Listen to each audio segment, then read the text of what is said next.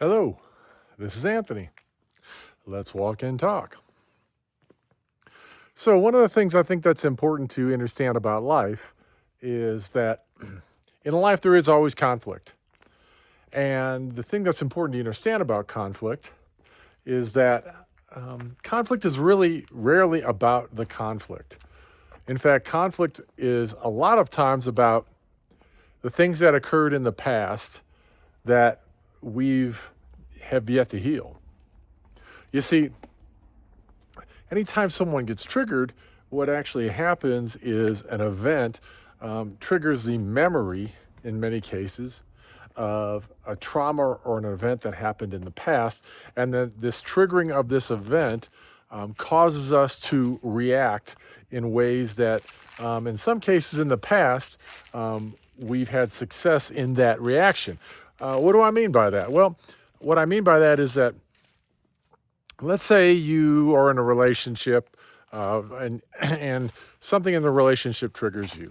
Maybe it's that this person, makes a comment or whatnot, and so it suddenly brings up this feeling of anger or frustration. And what ends up happening is, that creates conflict in the moment. It creates conflict in terms of how you interact potentially with your friend or partner or spouse. But really, what's occurring is you have been programmed in many ways to react differently in different situations.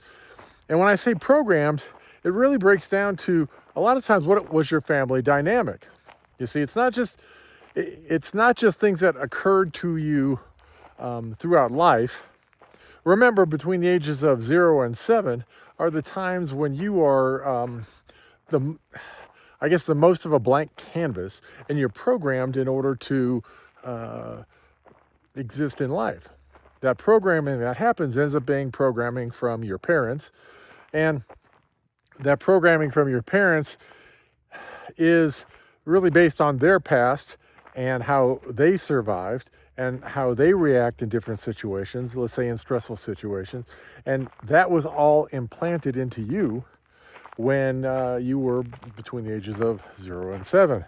As you grow older and you become more conscious, then you find yourself in a situation where a lot of times you'll actually react in different ways as a youth. And the things that feel, in essence, like they are the most successful are the ones that you end up defaulting to in your life. For instance, if you came from a family background where, let's just say that your family, they were difficult, they had high expectations, and if you didn't meet those expectations, they reacted in more of a harsh manner. What occurs at that point is a lot of times you'll become a people pleaser. And so throughout life, you'll try to gain acceptance from others by being a people pleaser, by kind of trying to go out of your way to meet expectations in order to be accepted. The other aspect is you might be a rebel. You might rebel against that. And the problem with that is then you go through life, and then every time you're in a situation, even though it may not warrant it, you rebel. You see, and the issues with this is that it locks us in this loop, in this cycle. And until you are able to take a step back at any one time and start noticing the cycle, it's difficult to notice how you react to things. However, when you do notice the cycle, what generally occurs at that point is you can become more conscious about changing the cycle. What do I mean by that? Well, what I mean is that as you begin to find yourself in different relationships, and you find that, let's just say, the ways that you have dealt with conflict or praise, things like that in the past, are not, it's just not something that really works for you anymore. Well, by noticing the cycle, by noticing how you continue to repeat those things, essentially what you do is you put yourself in a position then where you are now able, when those conflicts arise, to begin to observe how you're reacting to those things. You see, a lot of times these are feelings that pop up. I used the word trigger earlier, but all triggers is their feelings or emotional responses to things that have occurred in the past that maybe manifest themselves in another relationship, in another interaction at another time. And you see, as you choose to learn more about self and you choose to evolve your experience, then what happens is you begin to see these cycles and you can start to understand these emotions that come up and heal them. Now, what's the best way to heal an emotion? Well, the best way to heal an emotion is allow the emotion to come up, feel the emotion, not attach to the emotion, allow the emotion to run its course, and then be able to move on. Essentially, and I heard this the other day, and once I heard it, it really resonated with me. All that is happening when you have a trapped emotion is that in order to heal, you need to allow your body, which also has its own memory, you need to allow your body to complete the emotional experience that it had at any one moment. The problem is that the mind, the brain, it doesn't want to go back through that. It doesn't want to experience that emotion. What it wants to do is it wants to suppress that emotion. So what it does is it finds all sorts of handy little ways in order to not experience the emotion. Handy little ways like it likes to distract and numb. Those are two of its safeguards, two of the ways that the ego chooses to resist healing. And most people think, well, numb, you're talking about alcohol and drugs. Well, yes, but there are many, many aspects of numbing that can occur in life, and it's not just those two. It can be jumping from a relationship to a relationship. It can be sex. It can be being a workaholic. It can be, in this day and age, being constantly on social media and constantly on the phone. It can be anything that takes you away from the experience of the now, distracts you from the experience of the now. And the thing that's important to understand about the healing is once you've allowed this natural process to run its course, then you start to find that you don't necessarily react in the same ways in the same situations.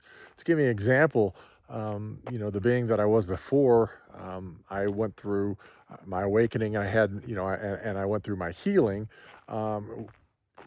Could take a lot of stress, take a lot of pressure, but then was very volatile and reactive afterwards. Versus now, where a lot of times I am able to take a step back and see what's happening, see the event, and just try to observe it from a different perspective. And try to understand what's occurring. And now it takes much, much more for me to react. Doesn't mean I won't in all cases, because just like all people, I'm imperfect and I'm going through a process. But what it does do is it allows me to really observe the whole situation. And in that observation, make a determination in terms of if reacting or responding is required. You see, most people think that once you heal, you don't ever have to defend yourself, or those aspects don't, still arise. But that's actually not accurate. You see, there are times in life where you are required to defend yourself, but the defense of yourself is more from a holistic perspective. It's not an emotional reaction. It's more a strengthening or setting of a boundary, and then holding to that boundary, and then holding the other party to that boundary. You see, the advantages of being able to take a step back and see these cycles and see these triggers is it allows you to bring more understanding of self and life and why these things occur. And then when you're able to do that, it allows you then to be in a state where you can invite in a lot more peace and calm. because you are a better, you have a better grasp of self. You have a better grasp of why you react in the ways that you react. And a lot of times it's just a lot easier to let go of things. Important to remember, this isn't some sort of spiritual woo. This is a psychological aspect. An emotion that you feel in the moment will only last approximately 90 seconds. So if you cannot attach to that emotion and just allow that emotion to flow through you, you're putting yourself in a much better situation in terms of being able to stay calm, peaceful, and present, and to resolve those things that are considered triggers or emotional outbursts that maybe you've experienced in the past. But what say you? How do you feel about that? Do you understand that? Do you see that as being valuable? Have you mastered that yet in self? In self, it's easier, but have you mastered it in interpersonal relationships? As always, if you enjoy this content, please like, share, and subscribe. I am truly grateful today. Until I talk to you again, peace, love, light. I hope you have the most amazing day.